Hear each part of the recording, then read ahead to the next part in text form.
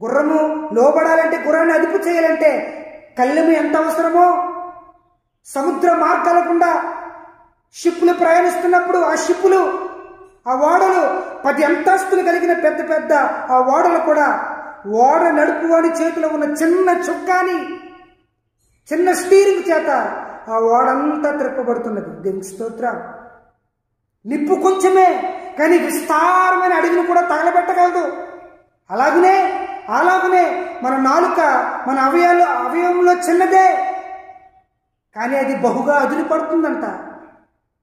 మన శరీరానికి మాలిన్యం తీసుకొస్తుంది, పాపాన్ని తీసుకొస్తుంది నాలుక. కాబట్టి నీ నాలుకకు కళ్ళెం పడాలి అని ప్రభు నీతో మాట్లాడుతున్నాడు.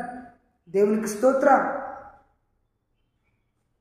ఏ నరుడు కూడా నాలుకను తన కంట్రోల్లో పెట్టుకోలేడు, సాధు చేసుకోలేడు. ఏ నరుడు కూడా. దేవుని యొక్క వాక్యమే, దేవుని వాక్యము కళ్ళెము. దేవునికి స్తోత్రం. ఈ వాక్యమే కళ్ళెము.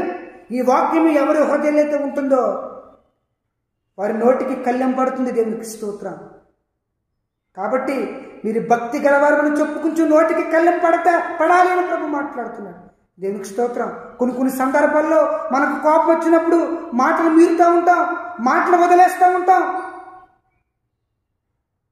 వాక్యము నీలో ఉంటే సాత్వికంగా మాట్లాడతావు, మృదువైన మాటలు మాట్లాడతావు.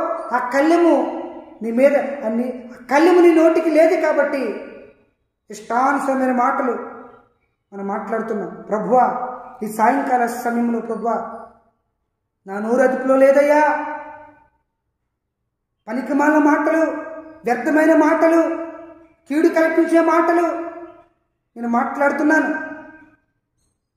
దయతలిసి ప్రభువా, నీ వాక్యము నాలో ఉంచండి, నాకు కూడా కళ్ళెము కావాలి అని నువ్వు ప్రార్థించినట్లయితే ఈ సాయంకాల సమయంలో ప్రభు నీతో మాట్లాడుతున్నాడు. నీ నోటికి నా దేవుడు కళ్ళెం వేస్తాడు.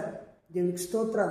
కాబట్టి ప్రభు అంటాడు, కొలస్సీ పత్రిక 4వ అధ్యాయం 6వ వచనం, కొలస్సీ పత్రిక 4:6లో ప్రభు అంటాడు, మీ సంభాషణ, మీ మాట తీరు, మీరు మనుషులతో మాట్లాడుతున్నప్పుడు, అధికారులతో మాట్లాడుతున్నప్పుడు, పెద్దవారితో మాట్లాడుతున్నప్పుడు, సేవకులతో మాట్లాడుతున్నప్పుడు మీ సంభాషణ రుచిగలదై ఉండాలి, ఉప్పు వేసినట్లు ఉండాలి.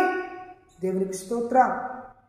రుచిగల మాటలు అనగా దయగల మాటలు, జాలిగల మాటలు, దేనత్వం కలిగిన మాటలు, దేవుని ప్రేమను కనుపరిచే మాటలు నువ్వు మాట్లాడాలి. దేవునికి స్తోత్రం. నీ ద్వారా, నీ మాటల ద్వారా నా యేసయ్య మహిమపరచబడాలి. దేవునికి స్తోత్రం. కాబట్టి నీ మాటలు కృపాసహితంగా ఉండాలని కొలస్సీ పత్రిక 4:6లో ప్రభు మాట్లాడుతున్నాడు. కాబట్టి